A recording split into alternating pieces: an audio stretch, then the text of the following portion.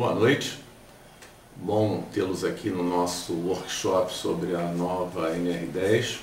O texto está sendo proposto, nessa reunião tripartite, e nós vamos comentar os tópicos dessa nova proposta com relação aos assuntos que envolvem áreas classificadas. Então, áreas classificadas são denominadas aquelas regiões com possibilidade de ocorrência de uma atmosfera explosiva. Se for uma atmosfera de gases, quando uma determinada liberação de um gás inflamável atingir uma determinada concentração, ela poderá vir a ter uma característica tal que, se aproximando uma fonte de ignição, toda essa massa gasosa vai se inflamar. Então, essa concentração mínima, a partir desta possibilidade, chama-se limite inferior de inflamabilidade ou limite inferior de explosividade. E esta situação é comum a indústrias químicas, como fábricas de colas, fábricas de tintas, petroquímicas, refinarias de petróleo. Então, uma série de empresas que manipulam o processo de substâncias inflamáveis. E este conceito também é aplicável para instalações que processem grãos ou produtos alimentícios, farináceos, farinha de trigo, farinha de milho, café.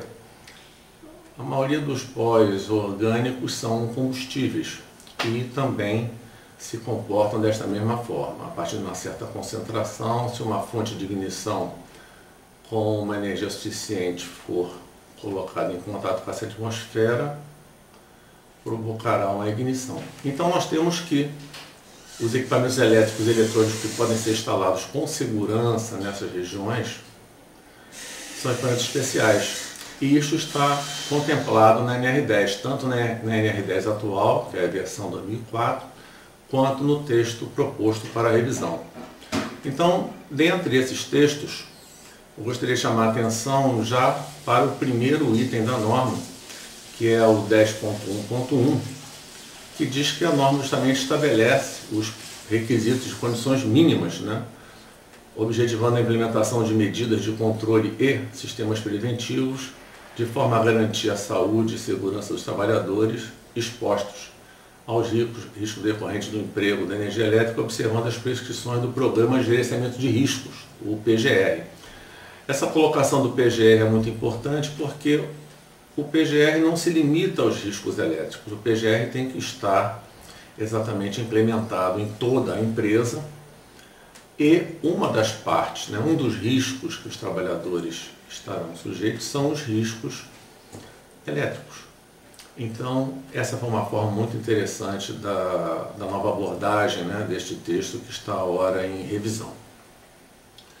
Nós também vamos falar um pouco sobre o item 10.3.2, que justamente ele faz uma colocação nova, que é: as instalações elétricas devem ser executadas a partir de projeto elétrico específico. Então, é entendido que para qualquer tipo de alteração numa instalação, seja uma instalação nova, ou seja uma ampliação, tem que haver um projeto elétrico específico.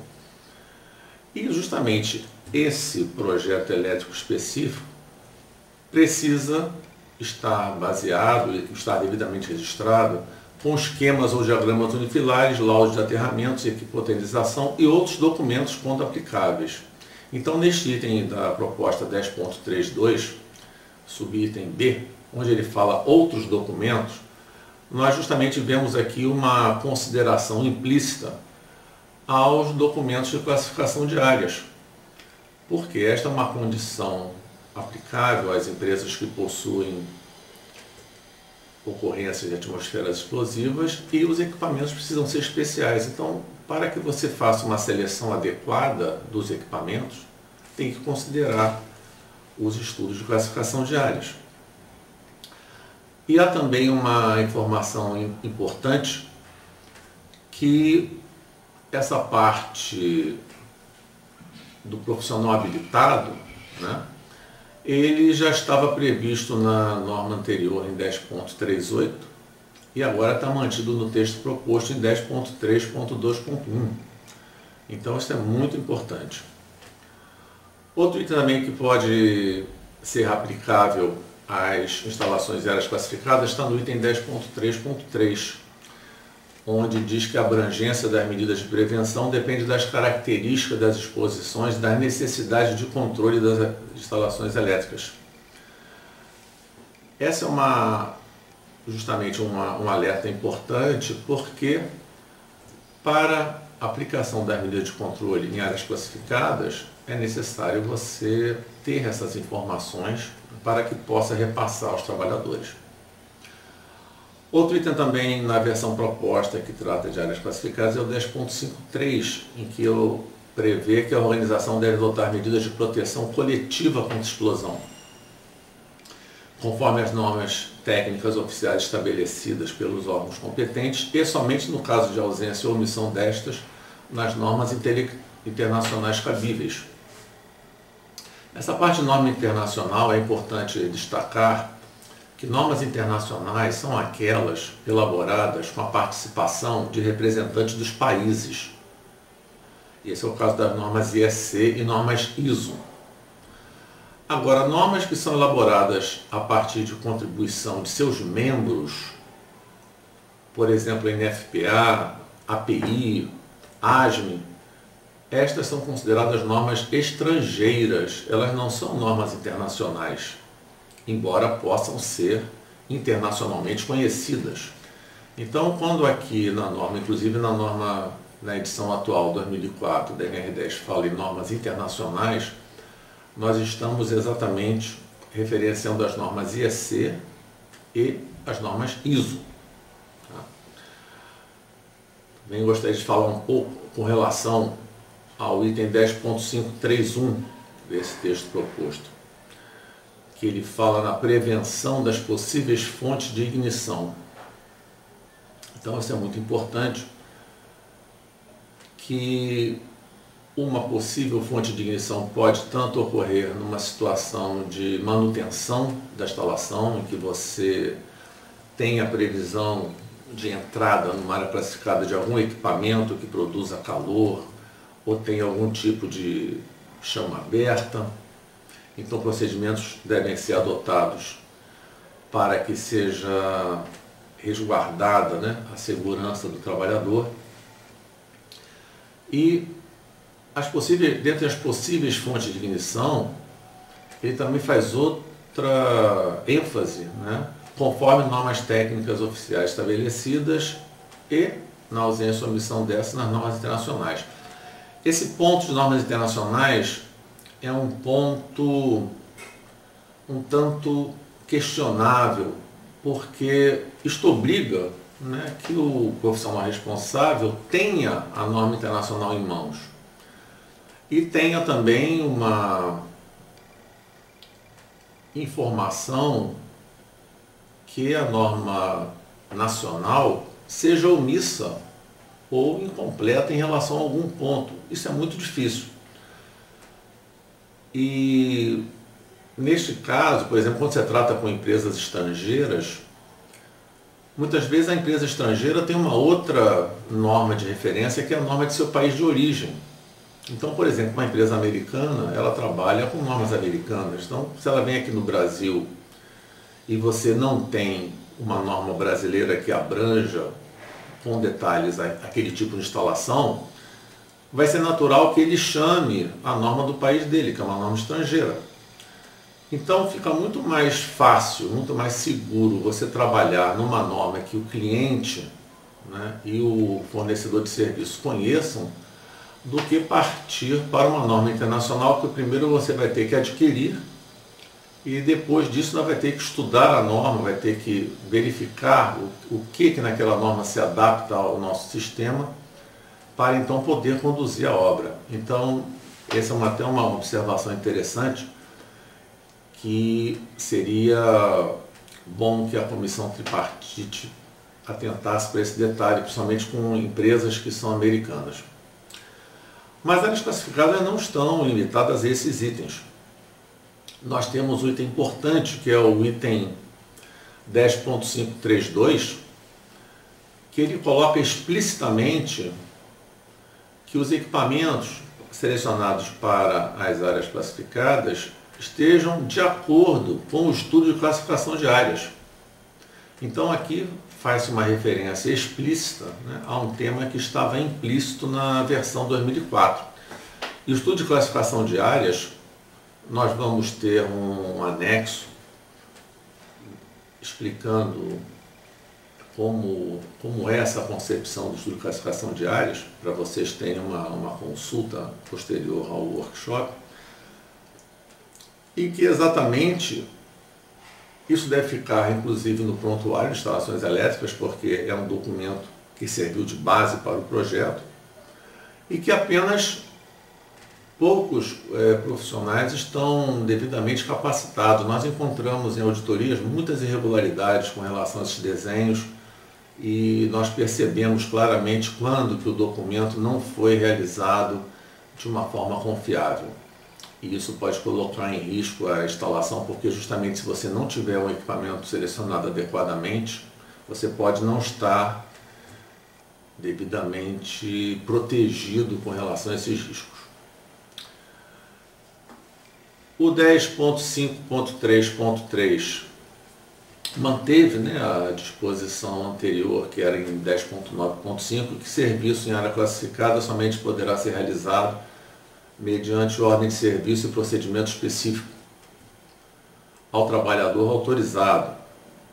Então essa é uma ênfase importante. Por quê? Porque o risco de área classificada é o risco da formação da atmosfera explosiva, e se colocar uma fonte de ignição, poderá haver uma explosão. Então esse ponto é importante, foi mantido na versão que está agora em proposta. E o 10.5.3.4 explicitou o cuidado com eletricidade estática. Porque eletricidade estática, se ensejar uma carga tal que libere uma centelha numa atmosfera explosiva, poderá gerar a explosão. Então, esse item na 10.5.3.4 foi muito interessante. Outro item também é o 10.6.9, onde ele fala que deve ser adotada uma sinalização adequada de segurança, conforme a NR26, e que atenda ao subitem C, que é restrições e impedimentos de acesso. Então, a sinalização para áreas classificadas precisa exatamente esclarecer que restrições são essas. E isso está no anexo também do nosso livro, que trata como fazer uma placa de sinalização para áreas classificadas onde as informações básicas de segurança estejam contempladas. Basicamente é você descrever qual é a zona, grupo de graus e a classe de temperatura de equipamentos que podem estar autorizados a entrar naquela área de forma segura. Além, claro, dos procedimentos que estão citados no outro item da norma.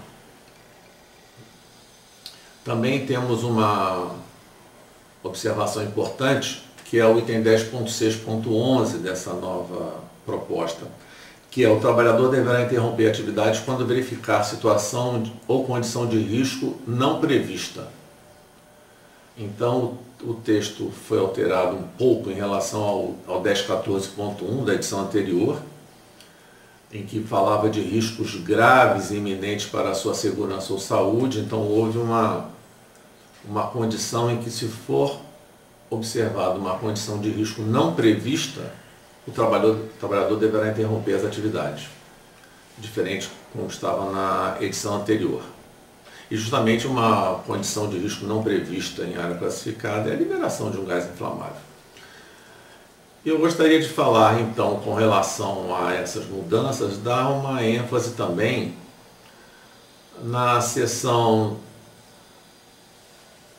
10.14.6, que fala da inspeção das instalações elétricas e tendo um relatório atualizado. Se você está no texto um relatório atualizado, significa que você precisa ter inspeções periódicas.